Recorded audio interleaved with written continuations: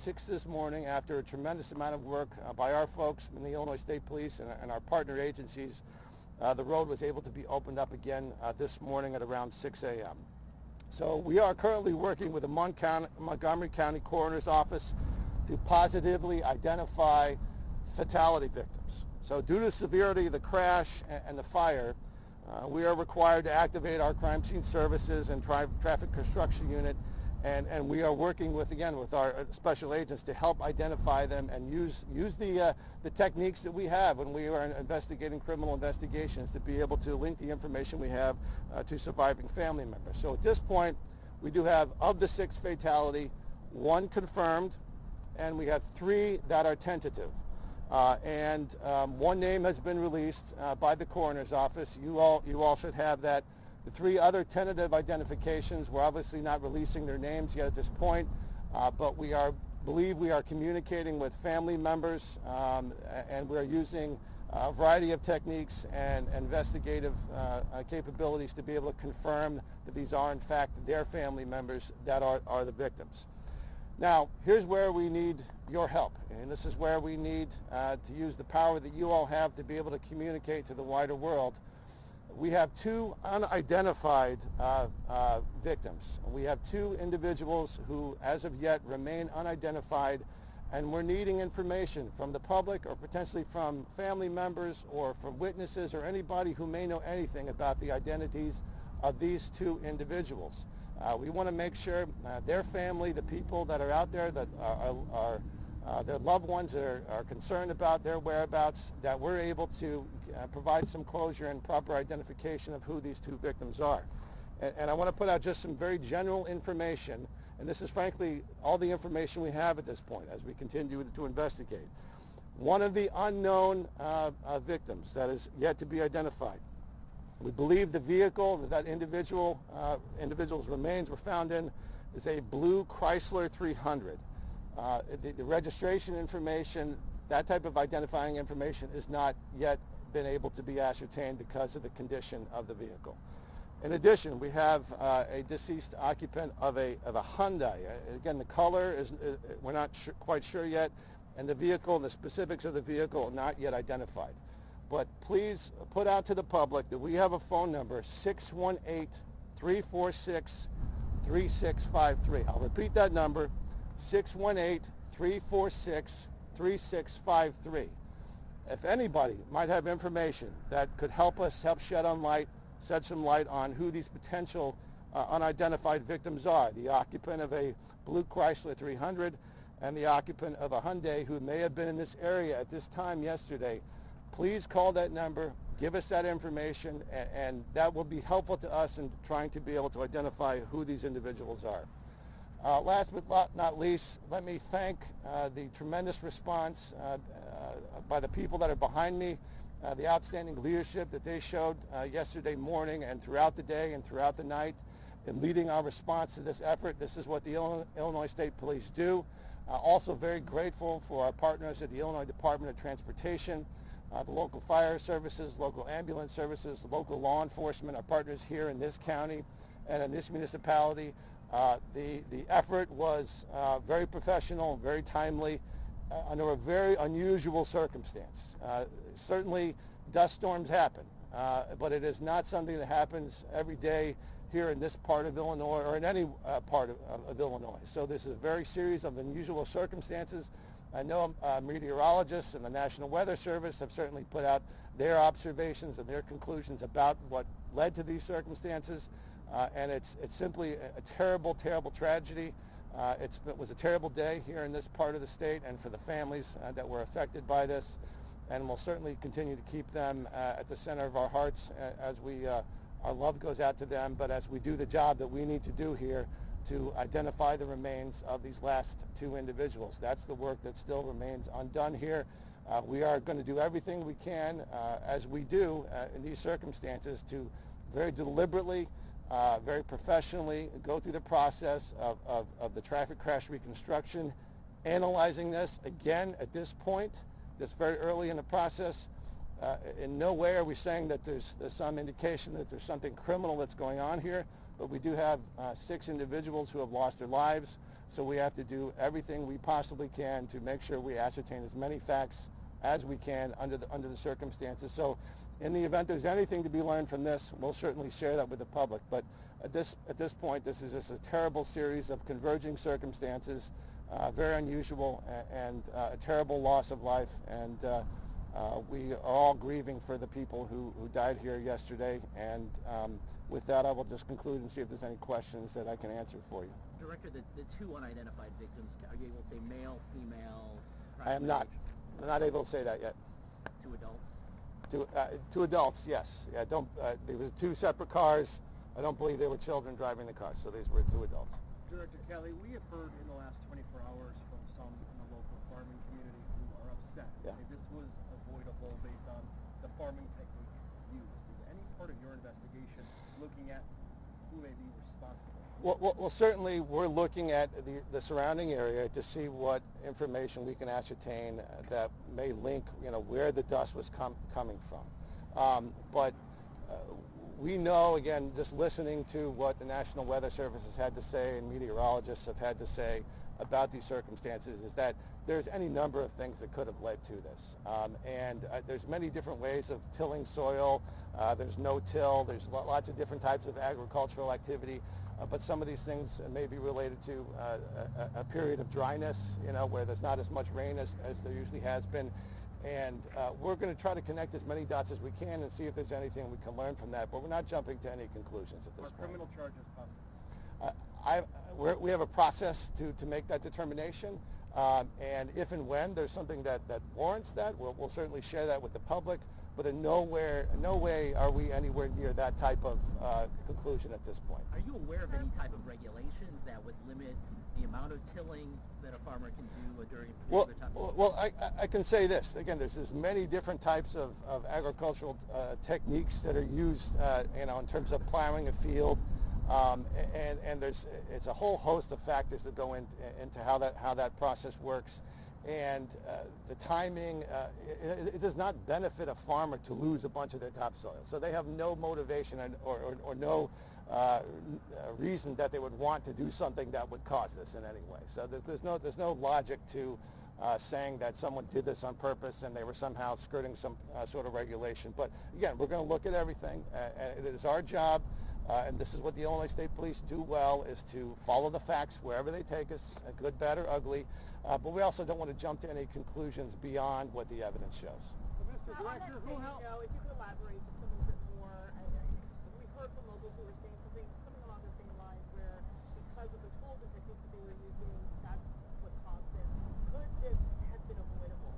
I'm not going to, again, as I said, I'm not going to jump to any conclusions without knowing the facts. So that's the process we're going through now. We're doing an investigation, and if we have more information that points a certain direction, there'll be an appropriate time and a place to share that information. Well, Mr. Director, who helped? Did any of them respond to the scene? Yes, they did. Speak to what they saw, what they drive up to, what was their initial reaction? Sure. Let me answer all these questions, then we'll come back around to them. Yes, sir. Mr. Director, who helps the helpers? Today or someday in the future, some first responder is probably going to say, man, oh man, I need help. What's available?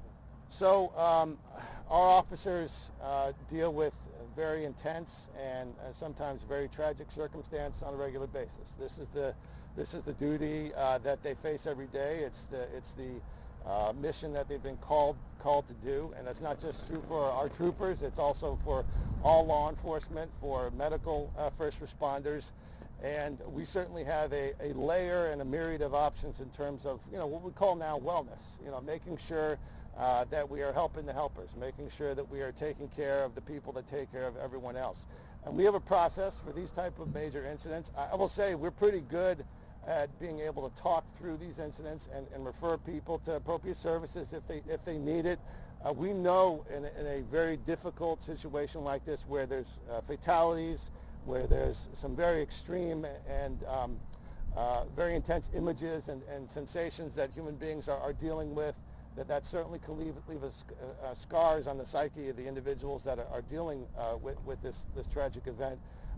And I think we have a pretty good process in place where we're very open about that. This is not something, it's not, back in the day where you just push it down and bite your lip and carry on.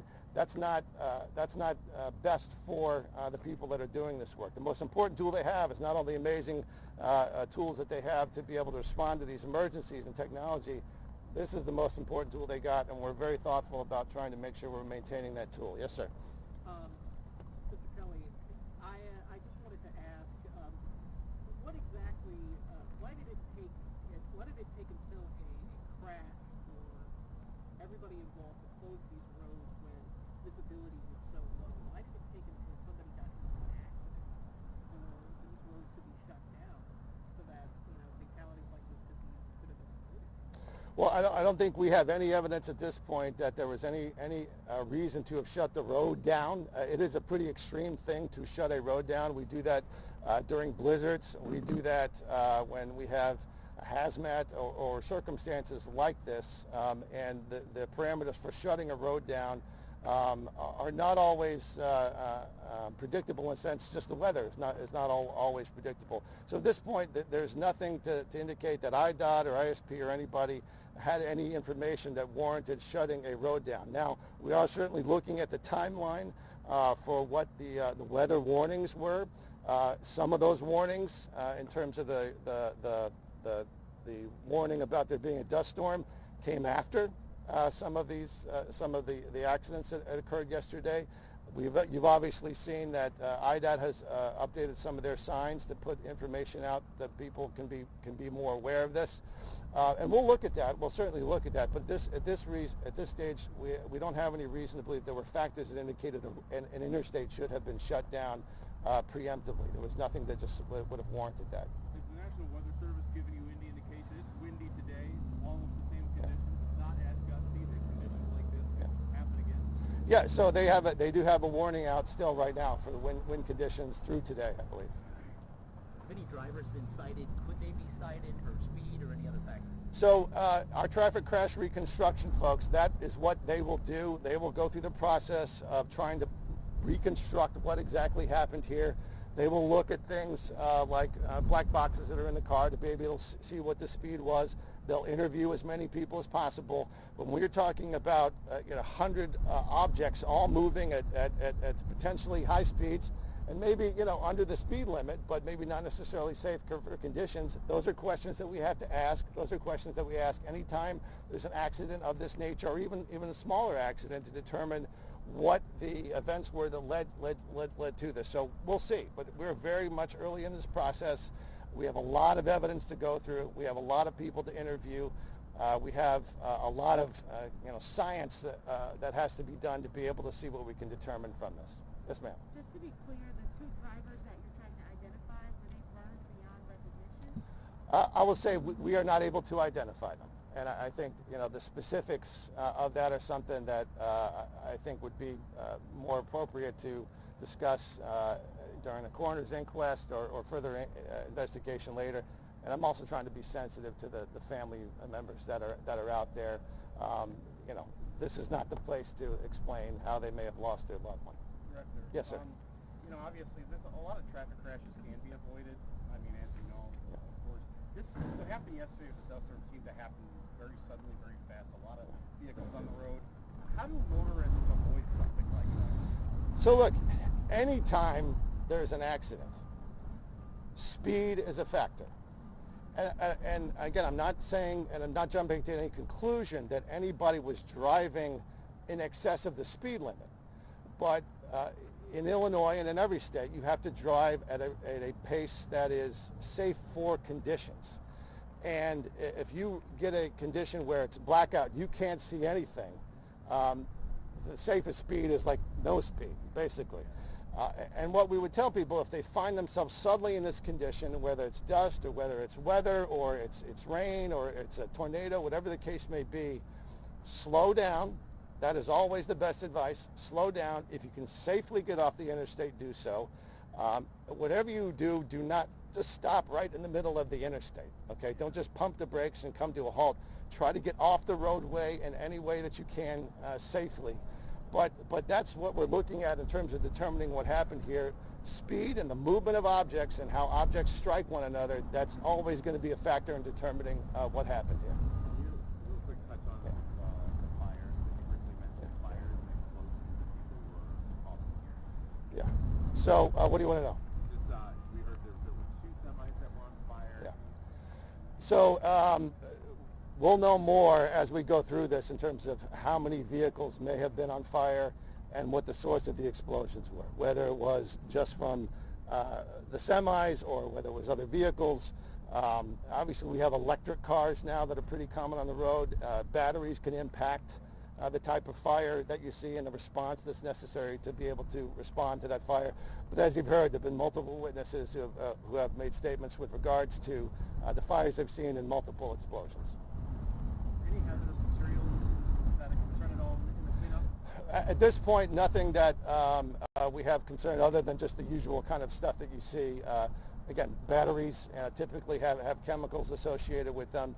The fuel, that is very common, that's spilled as a result of the damage to the fuel tanks.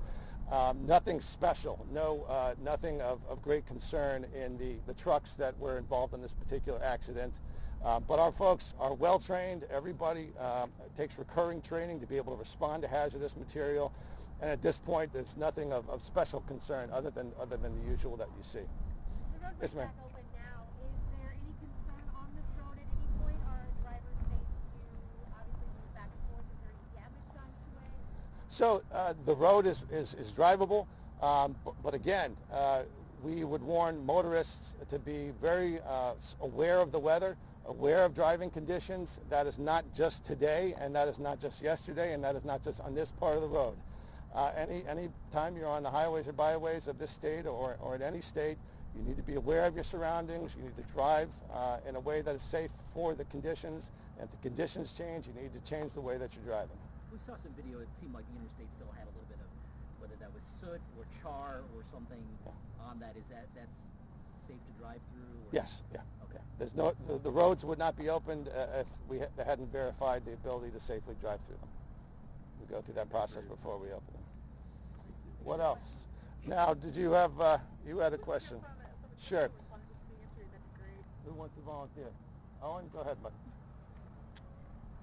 You'd say your name and spell it, please. My name's Chris Owen, Chrisowen. I'm with the Division of Patrol with responsibilities for our patrol troops throughout Illinois. What's your rank, please? I'm a Lieutenant Colonel, sir. Oh, okay. So when you first got the call and arrived on scene, what was that like? So our troopers received the call of the massive crash and immediately engaged in a response, as the director indicated, from our Troop 8 in the Metro East area, as well as in the Springfield area, which is our Troop 6, and our Strategic Operations Command dispatched a handful of troopers to the area as well. Our goal upon arrival is immediately life safety, getting to the injured, trying to get them to emergency medical care, and shutting down the roadway to prevent additional crashes. So what you found was very brave state troopers and other law enforcement personnel and emergency personnel arriving on a scene where they could not see and taking immediate action to safeguard further injuries and save people working together. What was the first thing that you saw? The first thing that would have been seen was the dust storm and not being able to see what's on the other side of it and having no knowledge of exactly the extent of the incident that we were coming into. Have you personally ever experienced a scene like this? Yes. Were there extrications, and can you describe how that occurred? The extrication process would have involved some of our troopers helping people out of their vehicles, as well as our other emergency personnel, the fire departments, and the brave men and women responding from our EMS providers going into the scene to help victims off the roadway to safe locations. We dispatched vans from our Division of Training Academy, and there were school buses that showed up on frontage roads so we could safely get these people off the roadway and to reunification sites. This was yes. Obviously this is kind of a, it's not like we're in a big city, right? We're kind of in a remote location, and I say that because it's like the director said, there's 37 injuries. So as far as ambulance goes, what kind of resources does that take up? Like how many ambulances does that require? How many towns? So the emergency response from the region was significant. All resources were exhausted. Multiple helicopters would arrive to the scene to transport the injured, as well as the various ambulance companies. The exact number I do not have currently with me, but it was numerous. As the director indicated, there was over 40 emergency services agencies that responded in unison to this incident. And without that response, there would have been potentially further injury. First Tuesday of the month. Yes, and it's the first Tuesday of the month. So, thank you, Director. Thank you. We got our PIO here, and again, as soon as we get information, we will share the information. That's our obligation to you, and we will try to be as responsive as we possibly can. Anything else from anyone? Okay, great. Thank you all. Thank you.